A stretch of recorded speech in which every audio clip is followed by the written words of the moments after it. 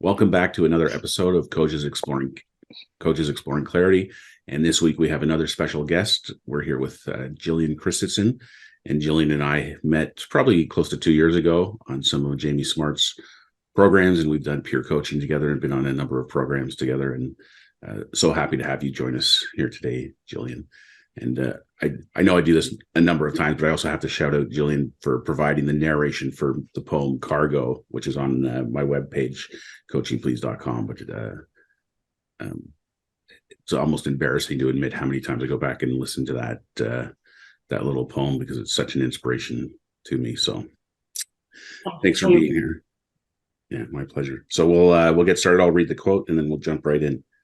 So this is chapter 22, Capitalizing on Chaos, Complexity, and Uncertainty. We are at that very point in time when a 400-year-old age is dying and another is struggling to be born, a shifting of culture, science, society, and institutions enormously greater than the world has ever experienced. D. Ward Hawk, founder and former CEO of Visa. It's so funny for me because 2 years ago, I would have said I'm living in a world of chaos, complexity, and uncertainty. And through the coaching and grounding that I've had in the last 2 years of getting trained through Jamie, the world hasn't changed, but I've changed. And I don't feel like I'm living in a world of chaos and complexity and uncertainty. So that's kind of the first thing that jumped out at me.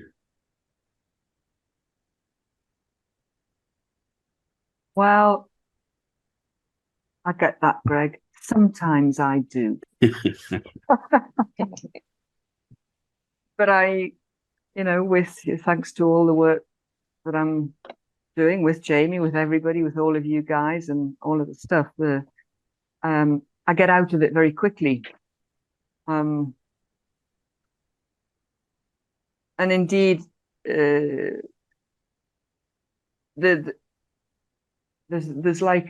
there's always seems to be a time question attached to, and this chapter again goes in sort of waves, talks about waves of movement thing.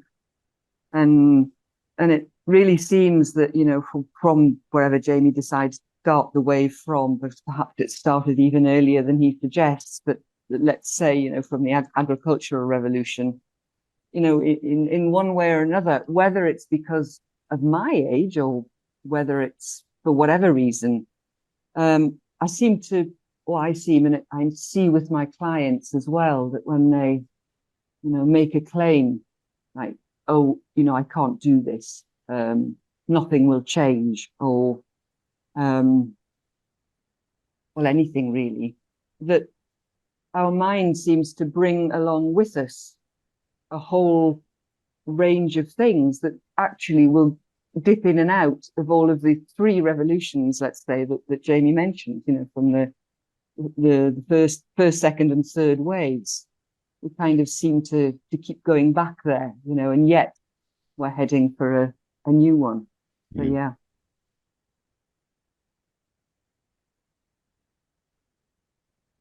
What came to my mind reading this is the thing that Jamie speaks about, the miracle that we're here and that we're built for the current reality.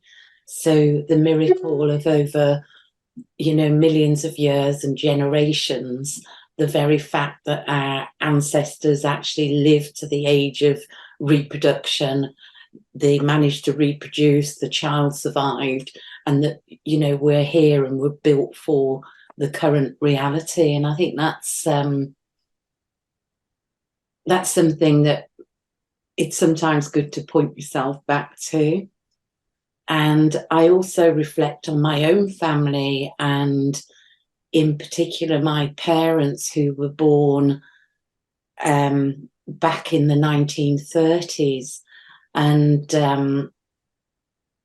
the changes that they saw in technology and information, and how my father, bless him, in his 80s, nearing his 90s, he was up to date with everything, with his phones, his computers. So it's something not to be resisted, really, just to be with.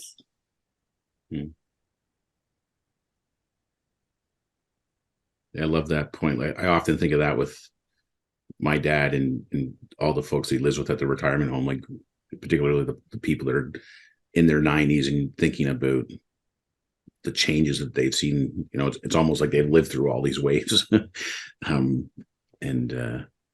There's a commercial on TV right now where it's like the kids are talking about their dad, and imagine when he was a boy, he didn't have this app to help him brush his teeth, or he couldn't watch the soccer match on his phone while he's out watering the lawn. Just all the conveniences of technology today and how different his childhood would have been. Anyway, it's almost scary sometimes for me to project into the future and think like my future grandkids, like, you know, are they just going to have like a chip implanted in their neck, and who knows what the fifth wave is going to be.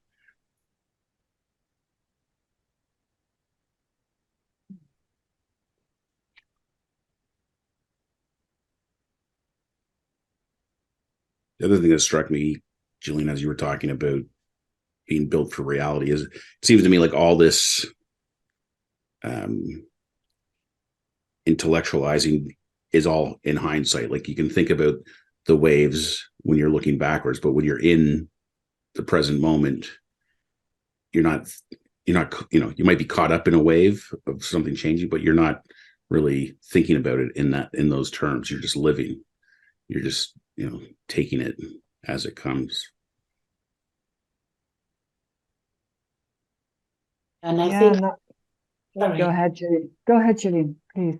In on page 239, Jamie puts a little bullet pointed list, and he said what we need so we can inspire trust and stay connected with reality is clarity. And I think that's just what you're pointing to, Greg, that, staying present in the moment and not going into that misunderstanding and overthinking is there. Yeah. And the one before that, Gillian, we need creativity so we can create the sustainable solutions and innovations we require. To me, links up to the sentence, the heading on the first page. Everything that can be invented has been invented, and how that gets a severe beating on the head, in Jamie Smart's words, that's just ridiculous. And indeed, if you think about it, if we don't work from the idea of having the creativity that is already inside us to be able to simply move forward, whatever the innovation of the day looks like, or the inspiration of the day looks like. And it just brings to mind, I was talking with a client, and he was coming from that kind of viewpoint, what's the point? It's already been invented, and, you can't tell me that his take was like that creativity sort of exists over and beyond your actual real life thinking. And it just suddenly struck me as he said that, and my kind of sharp retort was actually, well, could you please, and because as you all know, I'm in Italy, so it was kind of a pertinent point specifically for this guy being in Italy. And I said, can somebody explain to me here, how on earth did Leonardo da Vinci actually draw the design for a helicopter in 1450 something? Like, can you please explain that to me? Because I just don't get it. So the answer I got was, oh, well, he's Leonardo da Vinci, isn't he? But, and then there was a sort of pause, and then he kind of said, yeah, point taken. I love that, Elaine. When I look at this the list, the bullet points that you started with there, Gillian. I highlighted the clarity, direction, wisdom, connection, authenticity, resilience, creativity, presence. And so far in our, whatever, 18 minutes or something, talking about centuries, and Gillian, your dad, who was 90 something and embracing technology. If we think about our own parents or grandparents, they had all of that at any given time. They had to. No one told them you need these things because, look what they did, look what they had to do, look, we're here. And they had to move from the moment with the time. So that just looking at that list brought that up for me, thinking about elders in my family, if you like, and the things that we think they did not have. And Greg, to go to your point of kids today, you don't have the app to do whatever, brush your teeth, but everybody's always had that stuff. Mm. It's very, I like that list. Yeah. I highlighted every one of those lists, points on the list, and I thought, like, this is the kind of thing I thought of, what I was thinking about was, like, if you were to go to do like an enrollment call or a presentation to a business owner or a CEO or something of why they need clarity coaching in their business, it would be like, this is a great list to start with.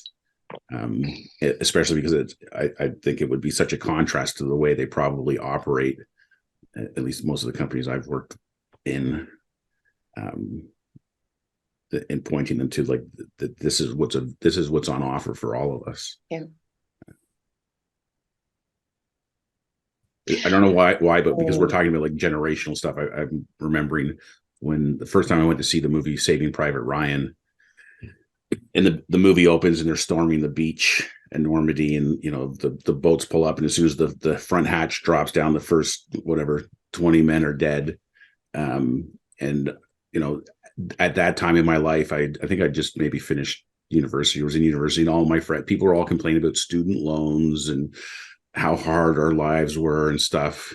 And then I watched that movie and I said, I'm never going to complain again about my life as a young adult, because compared to what generations before had to go through, I mean, I'll gladly take a student loan anytime over the alternative. Yeah.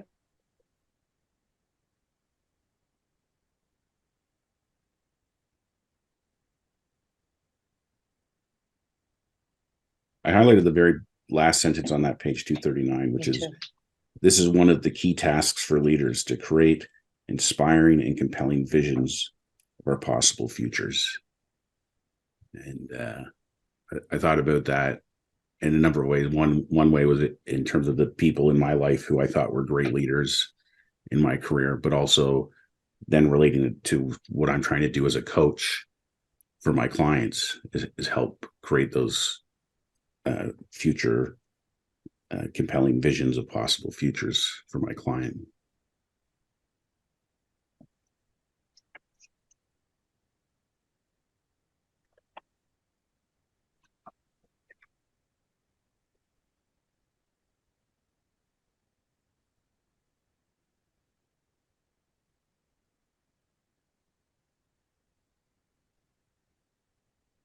Something that came to my mind, and I think, we're talking about what's going on out there and what's gone on in the past, is actually that it isn't a separate thing. It's not outside in. It's that oneness. And if we go back to that idea to trust that we're in the right place at the right time and we're built for the reality, these evolutions that we've had through time, these waves, for me, that's the oneness, the one creator, the intelligence behind all life.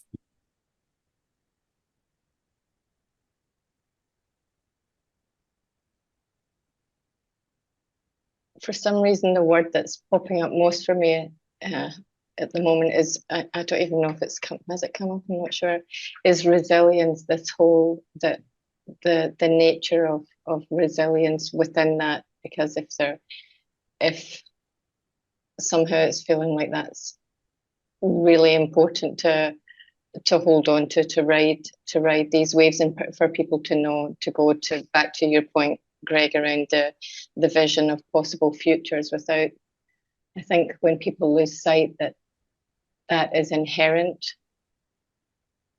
the notion of creating a vision is sometimes hard, because we get stuck in the outside stuff. We're also stuck in the outside stuff, and how difficult things look, and how crazy fast things are moving, and how to keep up, and all of that. So resilience is feeling quite strong for me.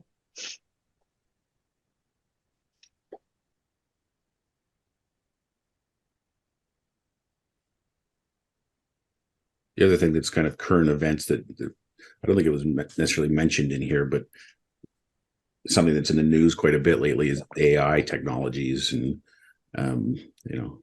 whether it's people celebrating and embracing AI to get stuff done faster and easier, or if it's the flip side of the fear of where's this AI thing going to take us. And our movies like Terminator are actually like unfolding before us, and are we all going to be taken over by the machine soon? So it's just interesting to see how different people in different pockets of society react differently to these advancements in technology.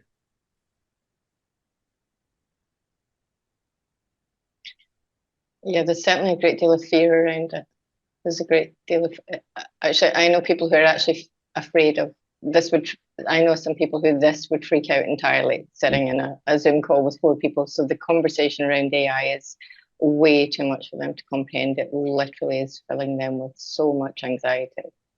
Yeah, it feels huge to a lot of people. Very scary.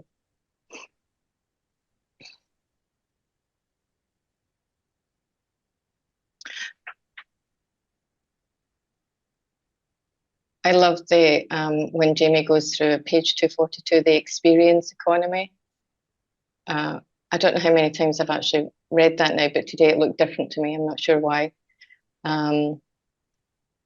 Just going through the examples of Starbucks and the Apple Store, and this creating or helping people have an experience, and how that, I was trying to think, how is that so very different than what people were used to in an exchange?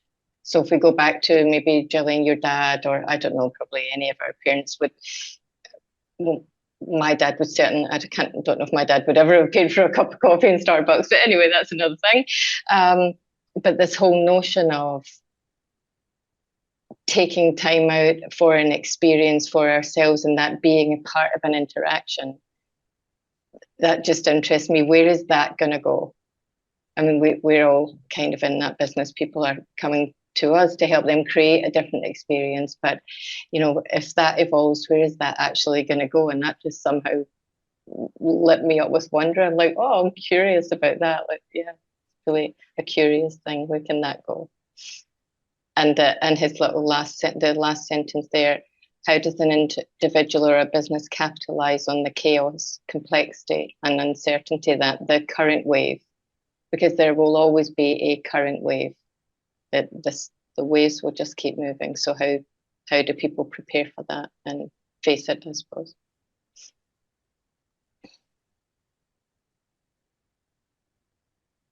Yeah, it sort of basically says that the chaos, complexity, and uncertainty actually is throughout.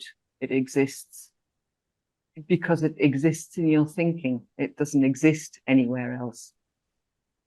Not because we're into the 4th wave, so the 4th wave's more frightening than the 1st wave or anything else. It's coming. We create that.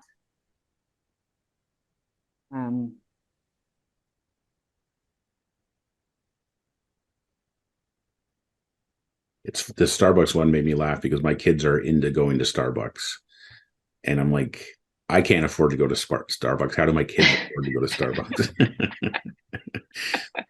And my son went yesterday. He came back. It was like, I don't know, $7 or $8 for whatever his latte that he ordered. I'm like, that you realize that's like, you know, a little more than half his 1 hour worth of pay when he's working, but he had an experience. It was him and his friend enjoying a Starbucks and talking about life and whatever. And like I wouldn't be able to enjoy my Starbucks because I'd be thinking the whole time how much this cost. So.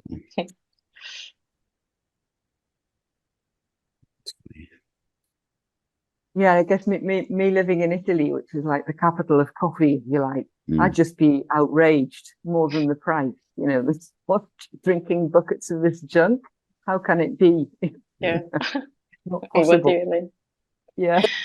The Starbucks story in itself is interesting because it was one of the employers who worked as a buyer, and Starbucks started as a merchant for selling coffee, ground coffee, and he went to Italy to an exhibition to look for, I think, sort of cups and containers and sort of props for the shop, so to speak. And he experienced the coffee experience in Italy, and he wanted to bring it back to create that for people throughout the world. And when he went back to his boss, his idea was shunned away. And then a couple of years later, he never let it nudged him again. And he was playing tennis with a friend and said, you know, I've had this experience in Italy and I'd like to recreate that coffee experience. And him and his friend actually brought out Starbucks, and that's when they made it into what we know today is place where you go for the experience. Wow. I did not know that. Yeah. Nice.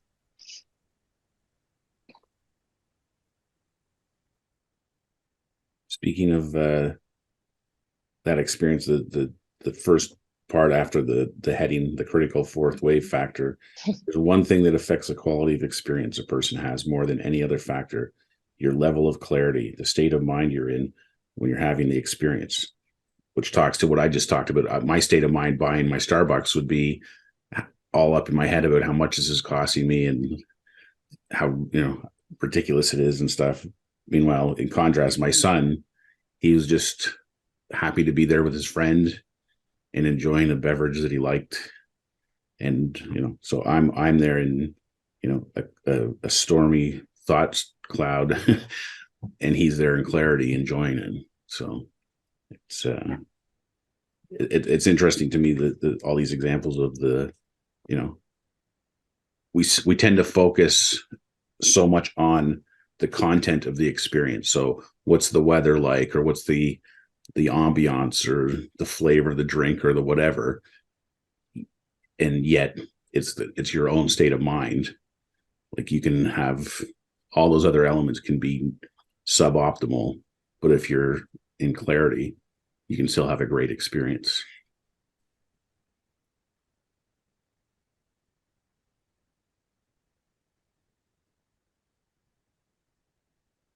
Yeah, which is just about how he sums it up on the next page on the little indent, let's say. As the information revolution continues to gobble up people's attention, the critical factor influencing their ability to enjoy any open brackets Starbucks experience will be clarity. You know, yes.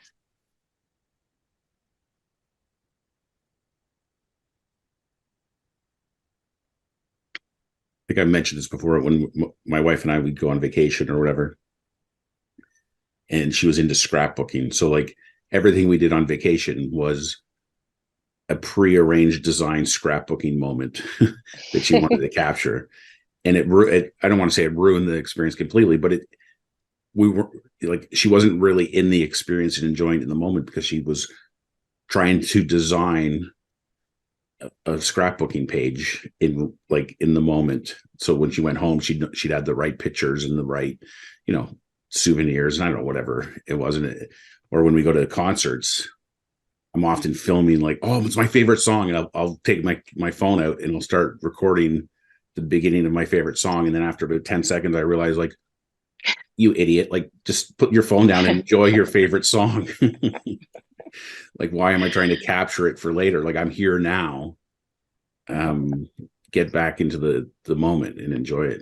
I paid all this money to be here, and I'm literally watching it through the camera on my phone. I think a lot of people do that. I just this whole little section here made me smile, because I can think of so many, especially the first one, the couple go to the movie, and I'm just like, how many times have I left the cinema and whoever I'm with was like, hey, that was great, and I was like, oh, I really didn't enjoy it at all, and thinking it's a bad movie, and then realizing, oh, I was worried about this, I was thinking about something, I was remembering tomorrow I have to do X, really wasn't paying a whole lot of attention to the movie. And I've had that. My husband laughs a lot when people will say, oh, I went to visit such and such a place, and I'll be like, oh, that sounds amazing, I'd really like to go there, and he's like, we went, and I'll be like, The if Lynne wants to finish when she comes back, but just in the meantime, the sentence on page 243, the last little indent, is the future belongs to those who are willing to go one step further than that and start influencing their staff and customers' understanding of how life works. It just suddenly struck me, you know, there's kind of, I can see kind of sort of circular movement here, energetic, because the idea of the words like you just don't understand how life works is kind of, you know, yeah, shouldn't it have always been like that? And hasn't it always been like that until other things stepped in and made it so that this world is, you know, everything you do, you're protecting your shop, for example, if it's a customer sort of thing, or you're protecting your business, you're protecting your shop, that for people coming in nowadays, because you're likely to get held up in your own shop, and you know the till's going to get sacked, kind of thing. And isn't there's something about, like, it's coming back to those values and beliefs even that were in origin, you know, the very basis of our life on this earth. Again, going back to the basic needs, and it looks like that's where we're going to with this. And the crazy thing is, to me, it looks like, you know, my goodness, we actually have to be taught how to do this.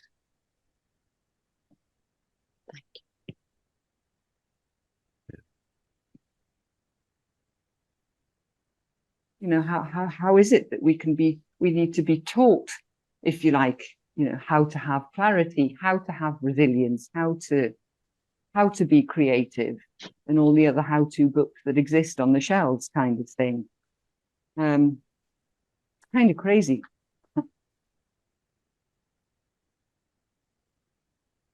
Yeah, think of it as more like we have to be untaught all the Yeah, stuff that's gotten Yeah. in, Even- it gets in the way. even, yeah, Yeah. even.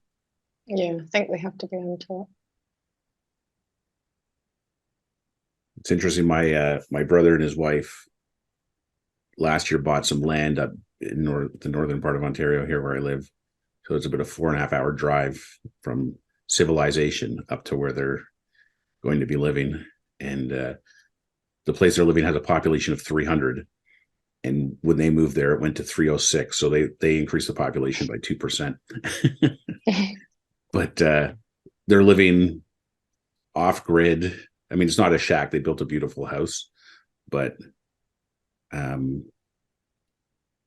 you know, my brother, who'd basically been a workaholic all his life and had a very successful career, realized that's not by all the things that he thought would make him happy. All those boxes were checked off, except the happiness wasn't there. And so they've basically gone back to their roots, untaught themselves all of these things that society has told them they need to have, and they have a cow and they have 150 chickens and 2 dogs, and they're off the grid. They're never been happier. So it's there's many angles or many ways to get there, I guess. Yeah. And I guess kind of often also Jamie points to the thing that you don't actually need to go off grid to have, you know, the things that your soul is looking for, let's say. Yeah. You definitely don't need to, in fact. Which is kind of hopeful, perhaps for those people who, you know, maybe economically, you know, really struggling with the you know, I'll be happy when I win the lottery because I haven't got a bean to my name kind of thing. But that like really brings hope for the whole world. And interesting how practically anything, you know, Jamie says in this, or let's say a study of thought, mind and consciousness kind of thing will point to, can be applied even to those people who aren't in this Western world, who aren't living the Western dream. So we can, you know, we can move up into tribes and into Africa and things of some people who are really struggling because, let's say, it might be the Industrial Revolution, or I don't know what revolution, has actually brought a lot of contaminated thoughts to them because they were probably better off before the Western world even arrived there. And like with this, they actually have a chance if people who, let's say, people who are interested in sustaining, you know, people in let's say in the third world, you know, if they have an understanding of this, they can bring what, like, the word relief is considered an economical term, but like mental relief also to those people who are driven by a Western culture, which of course is totally unfitting for them, you know, in the midst of some drought in Africa somewhere. What I was actually thinking there, Elaine, was a lot of those people are probably so lucky that they have less to unlearn than so many of us do. Yeah. They have so much less to unlearn, and this is, I don't think they're out looking for the book, ebook, any book. Learn, I think it's there. But what I'm saying, exactly. But what I'm saying is that unfortunately, that many of those people are now, let's say, under the control of somebody coming from one, two, or the third wave, let's say. But if those people from this culture, the Western culture, let's say in the third world, can now, with this fourth wave, bring them back to where they were and allow them to be there. And perhaps also supply the essential support that they need to live, but in their own way, rather than in, you know, what the Western world considers the way they should be living, kind of thing. Without coercion.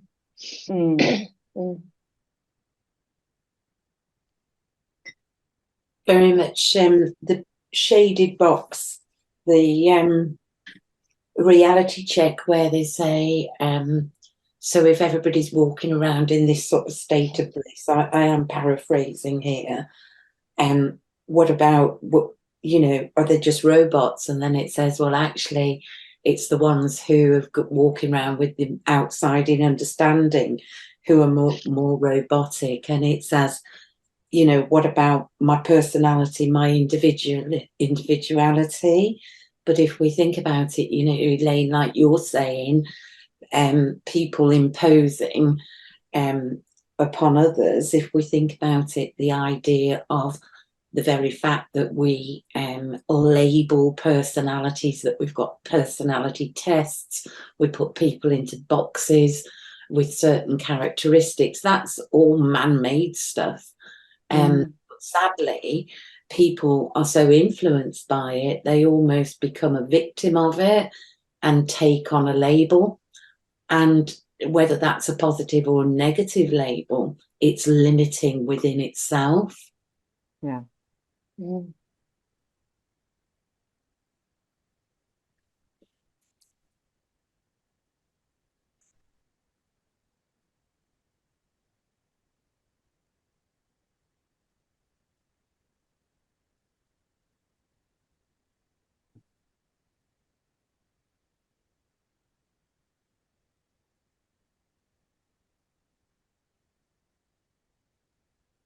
Thing that just popped into my head was when Jamie shares his vision for the future, whatever he calls it, of the first generation of kids born to parents who have an understanding of the principles behind clarity, and the hopefulness and the optimism that gives me anyway, thinking about my kids' future and all the people that we meet on all these courses and stuff. And it it certainly feels like there's momentum or a wave that we're all part of, inching us closer to that vision of the future that Jamie has.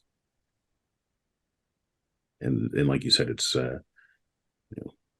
any worry about them being clarity robots is easily dismissed. Yeah. I love that, clarity robots. Clarity robot. I mean,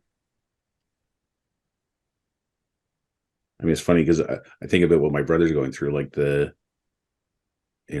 I'd say he's more in touch with his true nature now. And he worked his butt off before in the corporate world. And now what he's doing, it's not like he's lying around on the couch all day. Like, he's got land to manage, he's got animals to manage, he's got kids. Like, he's working. It's just a different, a whole different version of it. But it's more from a place of clarity than from a place of I'll be happy when.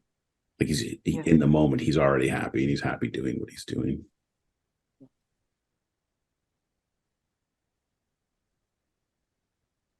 What brought him to the realization, Greg, to go from literally one extreme to another? Because I totally understand that he got to where he thought he was supposed to be, and everything would be however he thought it was going to be, and it just wasn't. I understand that, but it's quite extreme to go from that to wonder. Yeah. Well, I think there were two things kind of happened.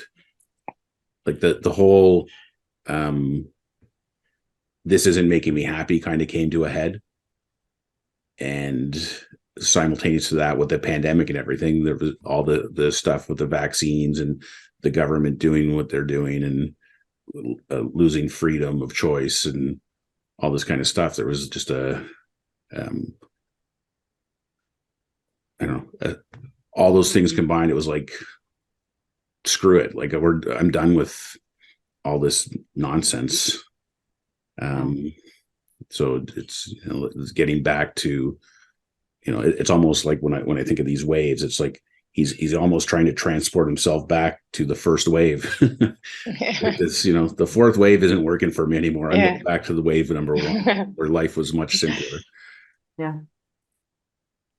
And I mean, the fact that each of us has, can make choices like that and pave our own path is and it, I think he following his wisdom, and his wife Clearly together, and going totally inside out, because there's not a person that he knew in his old life that would think this was a good idea. Like, so not caring that people think he's crazy or lost his mind or whatever, but just the conviction of knowing that this is right for them for now. Like, it's, who knows, 5 years from now, they might say, you know what, that was a nice little adventure, but time to do something different. Maybe they'll travel, who knows, but it's, to me, it's very, they're modeling for their kids, that you can create these future possibilities for yourself and then go and try them out. It's a beautiful example. I mean, of the insight that he must have had. Mm. It must have been quite simply something like, this is not making me happy. Mm. But whereas there'll be perhaps many times, I'm just imagining, and that always, makes me curious, because some people are not ready for any kind of transformation or change. But I just kind of think, not necessarily your brother, but anybody who's gone through that kind of transformation. I'm just thinking, will have thought, or I'm thinking, let's look at myself. There've been many times over the years, let's say starting from the age of 20, where I've realized this is not making me happy. But it looked like my only alternative was to be unhappy, if you like, and get on with it. And the insight or the action that followed from the realization of like, this is not making me happy, so I must do something else kind of thing, is actually quite huge. Mm. And it takes me all the way back, and it's not in this chapter, but when Jamie talks about rumble strips, it's about being able to pick up when you're on the rumble strip. Oh, this is a sign. It's not telling me that, okay, I'm done for, I'm hopeless, my life's a waste of time. It's telling me, the I'm not unhappy phrase, I'm not happy phrase is telling me something that I need to look at. Yeah. It's beautiful example. And then the consequent action in the case of your brother that he's taken, quite simply, that's actually huge for such a simple thing. Think of, simple sentence, I'm just not happy. Yeah. It can go one way or the other. Yeah. And like for him, it wasn't like, okay, let's do a micro adjustment. It's like, no, we're going to do the exact opposite of what I've been doing. Or at least that's what came to him to do. Yeah. I'm quite sure he didn't even think of that quite so specifically. Yeah. And if you think about it as well, how whatever must have, I would have loved to have known what went on in his head there. It's quite awesome if you think about it. Like, how did he know or access, let's say, resilience and clarity, obviously, and anything really, to know that whatever he did was not something like so fearful that he couldn't move forward towards it. Yeah. It really is huge. Yeah. Well, you're forgetting that he's in Greg's family, though. He probably just That's goes, true, yes. have an It's idea, probably- act on it. Yeah. It's the genetic thing. Yeah. It's Friday. We're moving 300 kilometers away on Monday.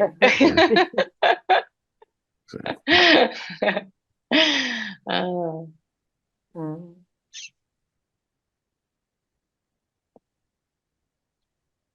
Was interesting because I think for him that it's and him and I have talked a little bit about the principles and stuff, but it was interesting to me because in the conversations that we've had, he doesn't know about the principles, and at least to articulate it in this way, but in everything that he was explaining, it was as if he was explaining the principles to me, right? Because the principles are just a metaphor for how it actually works anyways. So like him and his wife have come to this understanding without knowing they're there, in terms of putting the label on it, and knowing that the realization, like, I don't need all this stuff to be happy. Like we can be happy without this, and so let's go have an adventure and figure it out. And I think you joked about being part of my family, but I mean we do have an upbringing of like, you can make anything work. Like it's, I think I've been in my house here almost 18 years, but prior to that, I've lived in 18 other places. In terms of homes, like as a kid, we moved around a lot, and we always made it work. Like it didn't matter, new school, new friends, whatever. It was just a kind of an adventure. So I guess there's a little bit of that adventurous spirit that is helping him kind of tap into that resilience and clarity. Yeah. But for the record, I don't ever see myself doing what he's doing. Not yet. Yeah. But it brings us right back to that list on 239 again, where we highlighted the clarity, direction, wisdom, and the notion that everybody has it. Nobody, we don't need a book or actually a training course or people. This is our natural state of being. Your brother didn't need you to have that conversation with him. He didn't. It's just he relied on that, and that is hopeful. It's who we are. It's who we are. Yeah, it is hopeful. It's who we are.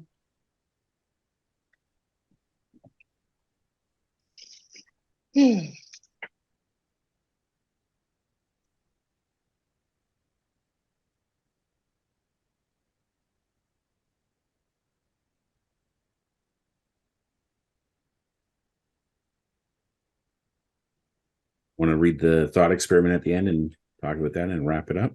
Yeah. Okay, so on 244, the thought experiment says, the Industrial Revolution gave rise to a massive sustained increase in the standard of living for huge numbers of people. This was a step change unlike anything in humanity's history.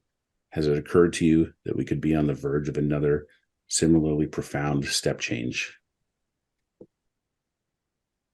And it's funny because at the beginning of the last chapter, Jamie used a Star Trek reference, and I'm a bit of a Trekkie, but there was a show that was called How Star Trek Changed the World, and it was basically recapping like all these things that in the 60s when Star Trek first came out, like sliding doors and communicators and things, how they all, I don't know if they were actually the starting point for a lot of these inventions, but it was basically saying how all these things that look so futuristic in the 60s were now real life things.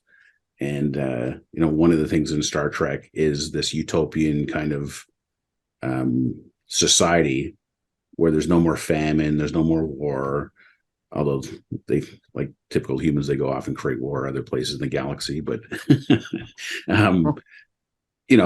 so I can see like this, to me, when I think of this, that this next big wave is like, does this wave lead to, no more starving children in Africa, and no more, slums in big cities, homelessness.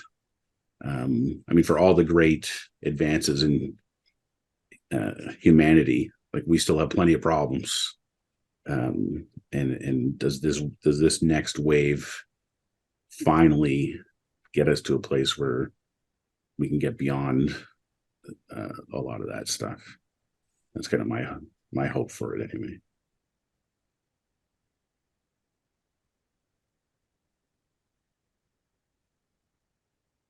Yeah, I coming just from a slightly different point of view, and speaking to the last sentence, has it occurred to you that we could be on the verge of another similarly profound step change? I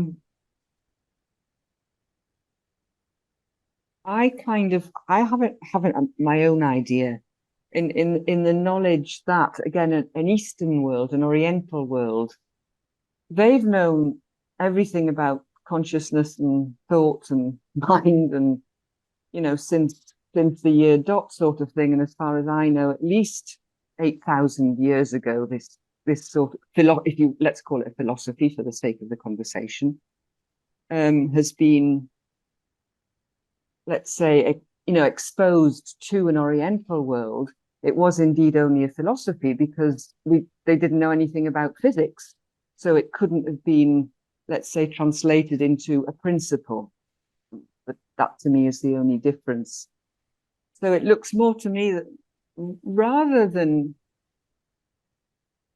the fact that we're working through waves, let's say, is a sort of that the the idea that the waves that are occurring are just part of the whole, like, universal cosmos, whatever galaxy change, or not even change, existence, and that the only thing that we're always striving to do from day one as a human being in human form, whether we came from an ape or from a virus, I don't know what we came from, but we're just sort of striving to get back to that place.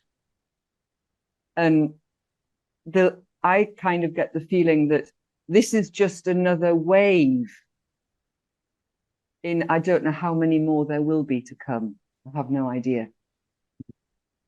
It's not sort of the fourth and final, or even the fourth and next. We're just about their kind of story, which is kind of, I kind of feel that, or the sense I get of Jamie sort of, you know, exposing four waves, if you like, is that kind of one is an addition of the other, but it's more like one is, yes, indeed, a consequence of the other, because like wave one, we couldn't go on like that for a series of reasons. Wave two, neither. Wave three, same thing happened because we had a whole lot of vulnerability. What is it? VUCA in this world. Okay. So we can't go on like that. VUCA, yes. And I'd be curious to know what's going to happen once we've gone through this wave, because I'm sure there's a lot more to come. Like, there's a hell of a lot more to come. So it's not so much that there's a step, one, step two, there's so many steps, where actually it's just a big spiral. And we're all going to end up in the same place. The end, where we were when we started.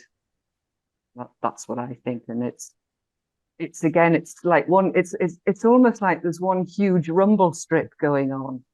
And it's just, we're just not listening. No one's listening. No one's listening. Yeah. Yeah.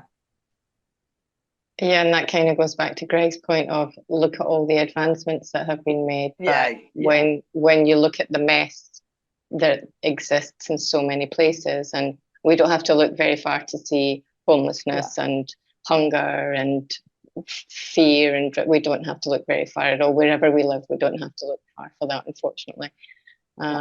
So there has to be some awakening for sure. Yeah.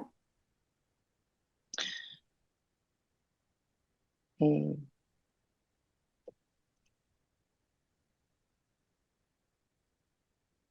That seemed like a good place to leave it. Mm. This is a deep chapter. It is very deep. Oh. Yeah, this is a deep chapter. Well, we're getting near the end. So. It is. All right. Well, thank you so much, Gillian, Lynn, and Elaine, as always. Thank you, Gillian. Thank you for doing this.